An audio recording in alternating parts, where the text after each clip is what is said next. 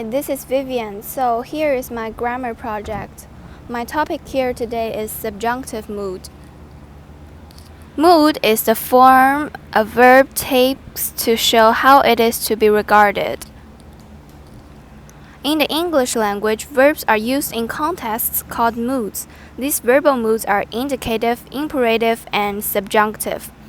Indicative states facts or asks questions. Imperative expresses a command or a request, and subjunctive shows a wish or doubt.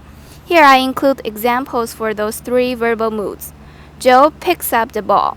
This is a simple statement, which is an indicative. Joe picks up the ball. This is more likely to be a command, which is an imperative. I request that Joe pick up the ball. This hasn't happened, and this is a mandative statement, which is a subjunctive. So here is the definition I came up with for subjunctive mood. The subjunctive mood is the verb form used to express condition, hypothesis, contingency, possibility, wish, suggestion, or command rather than to state an actual fact, distinguished from imperative and indicative. Use the simple form of the verb. The simple form is the infinitive without the to. The simple form of the verb to go is go. The subjunctive is only noticeable in certain forms and tenses. The subjunctive is only noticeable in certain forms and tenses. In the examples below, the subjunctive is not noticeable in the you form of the verb, but it is noticeable in the he form of the verb. So here I include some examples. You try to study often. It is important that you try to study often. And this example shows that you form of try does not change in subjunctive mood. And then he tries to study often. It is important that he try to study often. Here it shows he form of try. Subjunctive form of try is noticeable in the second sentence here. The subjunctive is used to emphasize urgency or importance. It is used after certain expressions. Here I have three examples. I suggest that he study. Is it essential that we be there? Don recommended that you join the committee. Here, all the verbs are in simplest form. The following verbs often attract the subjunctive mood: advise, ask, command, desire, demand, insist, propose, recommend, request, suggest, and urge. Here I have three examples. Dr. Smith asked that Mark submit his research paper before the end of the month. Donna requested Frank come to the party. The teacher insists that her students be on time. Here, they are all past tense for the first two examples, and here they use the simplest form. And here is also the same. The following adjectives often attract the subjunctive mood: best, crucial, desirable, essential, imperative, important, recommended, urgent, vital, good or bad idea. Here I have three examples for those. It is crucial that you be there before Tom arrives. It is important she attend the meeting. It is recommended that he take a gallon of water with him if he wants to hike to the bottom of the Grand Canyon.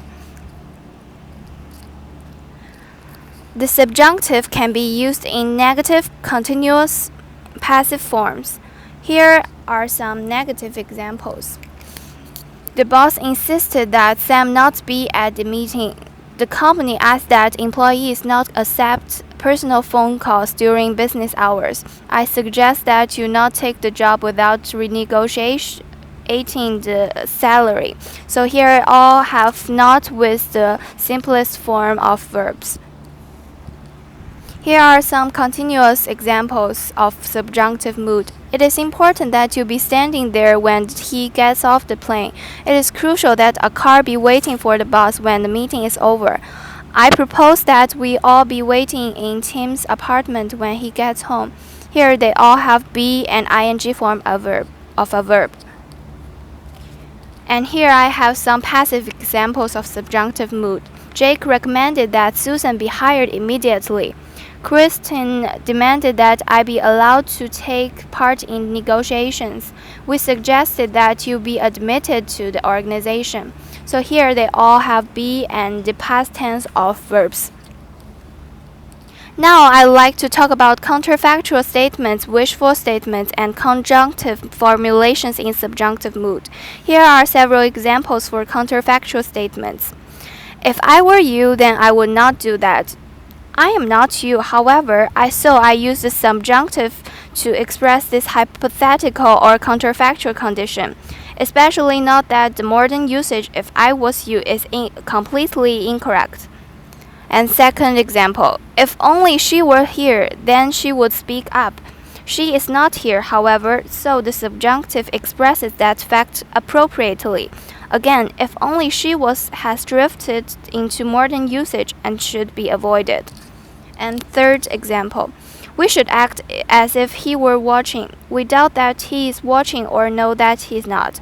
And the last example, it is as though she were here. We know she is not here, but it seems so.